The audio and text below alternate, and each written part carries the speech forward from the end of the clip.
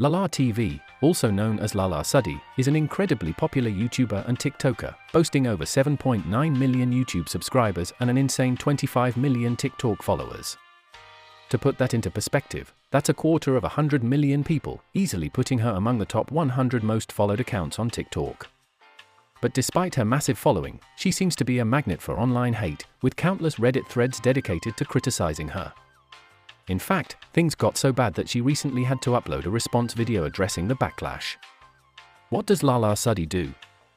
Lala is primarily a content creator and singer. On YouTube, she posts daily vlogs featuring her brothers and family, while on TikTok, her content is more random, ranging from family videos to whatever this is. Her music, however, is surprisingly decent. Her song Murder My Feelings has racked up 7.5 million views, and to be fair, it's actually a banger. Why do people hate her? To understand the hate, we have to look at Reddit, where many users criticize her for being fake. One Redditor wrote, "Her quirkiness looks so dramatic and for the camera. She pretends to be so kind and caring, but even across the screen, I can see the fakeness in whatever she does. Even after putting her on the not recommended, she still ends up on my feed." So, the biggest complaint seems to be that Lala comes off as inauthentic, something that, after watching her TikTok content, actually makes a lot of sense. Why do they not teach us in school what to wear to a funeral? Like what? I've never been to a funeral before. For a second I thought this was okay to wear. Funeral vibes. It's a skeleton with wings. Red Bull gives you wings. I'm not okay. I was definitely thinking these like black pants. It seems like some people will do anything for views, even turning funerals into content. A recent TikTok left viewers asking, how disconnected are we from reality? And if that wasn't bad enough, she couldn't even wait until after the service to hop back on TikTok. Funerals don't even last that long, yet here she was, prioritizing content over respect. At this point, it's clear, clout has become more important than basic human decency. God gave me a brain today to think. Funeral vibes. Cute. I think this black shirt is fine, but I'm gonna add a jacket. Yeah. I'm gonna put my hair up. It's only a matter of time before vloggers start bringing their cameras inside funeral services. And honestly, this video might be proof that we're already heading in that direction. The backlash makes sense, this one was wild. It feels like some people spend so much time online that they forget what's actually normal in real-life social settings. And this? This is just another example of that. The comment section was ruthless. People were calling her cringe and fake, with some even saying they had to block her just to stop seeing her content. Others pointed out her constant forced laughing, calling her stories fake, and yeah, I kinda see their point.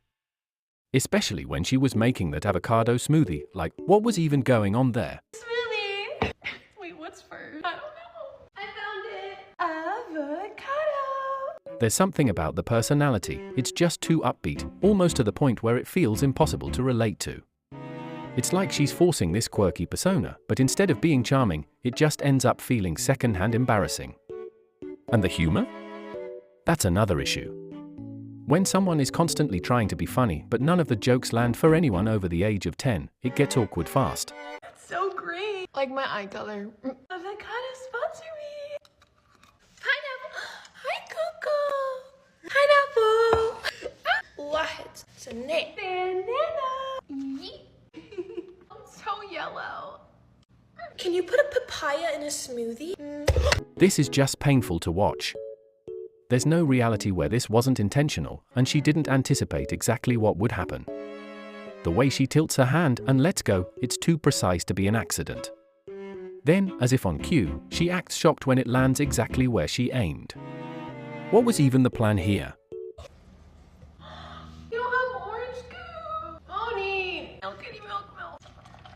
Mix it in. Slay. Lala's videos follow a familiar pattern. She creates dramatic stories, often about herself or her family, and acts them out like a stage performance. These stories usually span multiple TikToks, like this 4-part series involving an ex and a friend, which starts with a basic introduction to set the scene. A lot of people dislike her for this exact reason. Even without watching all her content, it's easy to see why she gets so much hate. And honestly, this is just one video, she has thousands. Maybe that's why this clip is so frustrating to watch. She's just doing way too much. First ever ex, Joshua, and my friend, they're getting married soon, they're engaged, and they wanted to meet me. I don't know why. It's been a minute since I've seen either of them. The pattern is pretty much the same, each video stacking onto the last to keep the story going. This time, Lala follows up by talking to the girlfriend about her fiancé flirting with her, dragging things out with the usual dramatic back and forth. Then, as expected, the whole thing wraps up in the fourth TikTok with her acting all sad. At this point, it's basically a formula. The over-the-top storytelling, the exaggerated emotions, it's all just part of the act. So you lied about her comments? I just really need to talk to you. About what? What would you need to talk to me about? You think she's the one for me?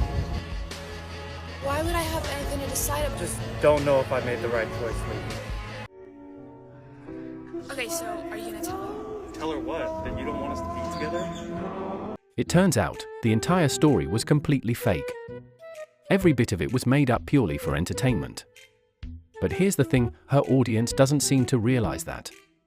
Every video in this miniseries is flooded with hate comments, with people calling it scripted and questioning its authenticity. And at first, that reaction seemed strange. After all, Lala is already known for making this type of content. So why wouldn't people just assume it was a skit? But after thinking about it a little more, the answer became clear. Her TikTok is a mix of different content, some of it labeled, some of it not. One moment, you're watching a POV-style video.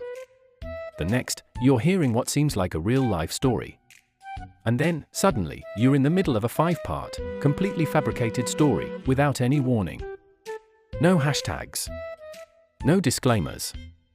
No indication that what you're watching isn't real. So, it actually makes sense why viewers would feel frustrated. A perfect example? A video she posted recently pulled in 36 million views, and yet, many of those viewers had no idea they were being entertained by fiction. You're very confused. I promise. Understand why you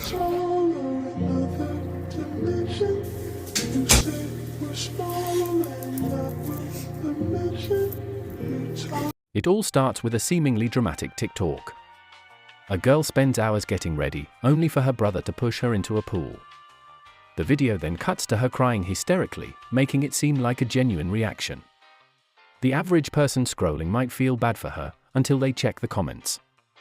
As it turns out, the entire thing was staged. It was just a skit. And people weren't happy about it. The top comments? Pure criticism. All she does is cry. They're all fake. 239,000 likes. You cry for everything, girl. 3,000 likes. Attraction seeker. 33,000 likes. Why make TikToks? We don't care. 13,000 likes. And honestly, I kinda get it. If you're going to fake a meltdown, at least put #skit in the caption.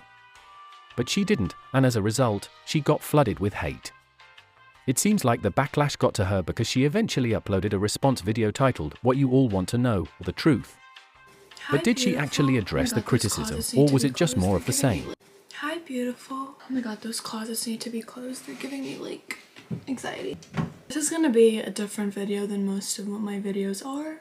First, I want to make sure you guys are doing okay, and I hope you guys are doing good. Ever since I started doing social media in 2021 and 2022, all my videos revolved around acting, sarcasm, joking, POVs, exaggeration. I think even to now, exaggerating the situation, making a sad situation lighthearted, being funny, acting, POVs, I still do in my videos, and that has not changed. It just has gotten way less. Some of my videos are very serious and some things that I experienced, and some are pretty much taking a situation and exaggerating. The "Hey Joshua," the characters, the smoothies, the POVs, it's what I did. It's what I still do to an extent.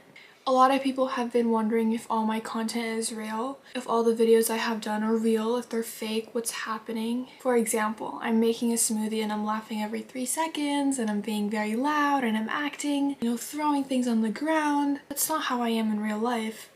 If you see me in school, I'm literally sitting with my face down and just like focusing on myself and being very quiet. So That's not how I actually am. It's acting. It's a character. It's Lala. And here's where the real problem lies. It's not that she's acting, it's that no one can tell when she's acting.